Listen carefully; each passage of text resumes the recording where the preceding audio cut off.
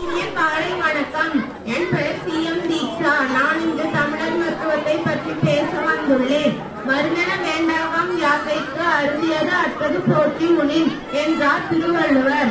அருந்தும் உணவே அருமருந்தென அருந்தவர்கள் நம் தமிழ் மக்கள்.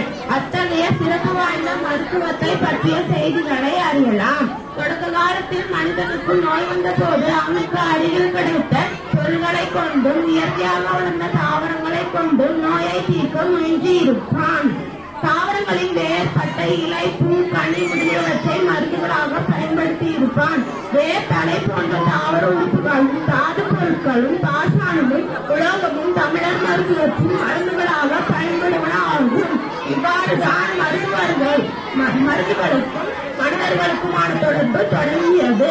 அக்காலத்தில் மனிதர்கள் நோய் நொடி இன்றி வாழ்வதற்கு காரணம் சரியான உணவு, ஊட்டச்சத்து மிக்க உணவுப் பொருள்கள். அதைவிட முக்கிய காரணம் இயற்கையை ஒங்கி இருப்பதுதான். இக்காலத்தில் மனிதர்களுக்கு நோய்கள் பொறுத்த காரணம் அவர்கள் இயற்கையை விட்டு விலகி வந்தது முதன்மை காரணமாகும். மன அழுத்தம், மாசு நிறைந்த சுற்றுச்சூழல், மாறிப்போன உணவு பொருட்கள் ஆகியவை குறிப்பிடத்தக்க காரணங்கள் ஆகும். நம்முடைய வாழ்வியலை செம்மைப்படுத்துவதற்காக அறிவியல் அறிவையும் மேம்பட்ட அறிவையும் வளர்த்தோம். ஆனால் நுண்ணறிவை தொலைத்து விட்டோம். இயற்கையோடு இன்று வாழலாம் என்கிற அறிவை நாம் மறந்து விட்டோம். இதுவே இன்றைக்கு பல நோய்கள் பெருக காரணமாக அமைகிறது. நோய் நொடி இன்றி வாழ்வதற்கு மருத்துவர்கள் கூறும் அறிவுரைகள்: தினமும் 45 நிமிடத்தில் 3 கிலோமீட்டர் நடைபயணம், 15 நிமிடம் மூச்சு பயிற்சி, யோகா, தியானம், தினமும் 3 லிட்டர் தண்ணீர் அருந்துதல், 7 மணி நேரம் தூக்கம் ஆகியவை அவசியம். எங்கோ வெளியும் ஆப்பிள்களை உண்பதை விட நமது ஊரில் கிடைக்கும் கொய்யா, இலங்கை, நாவல், நெல்லி, பப்பாளி, பாலைப்பழங்கள் ஆகியவற்றை காலை உணவுக்கு முன் உண்ணலாம்.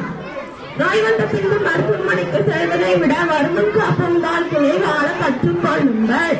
சரியான உணவு, சரியான உடற்பயிற்சி, சரியான தூக்கம் ஆகிய மூன்றும் உங்களை நலமாக வாழ வைக்கும். விலை உயர்ந்த உணவுதான் சரியான உணவு என்று எண்ணாதீர்கள். எளிமையாக கிடைக்கக்கூடிய காய்கறிகள், கீரைகள், பழங்கள், சிறுதானியங்களை உணவில் சேர்த்துக் கொள்ளுங்கள். இரவு தூக்கம் மிகவும் இன்றியமையானது. உரிய நேரத்தில் உறங்கச் செல்லுங்கள். அதிகாலையில் விழித்தெழுங்கள். உங்களை எந்த நோயும் அண்டாது. நன்றி.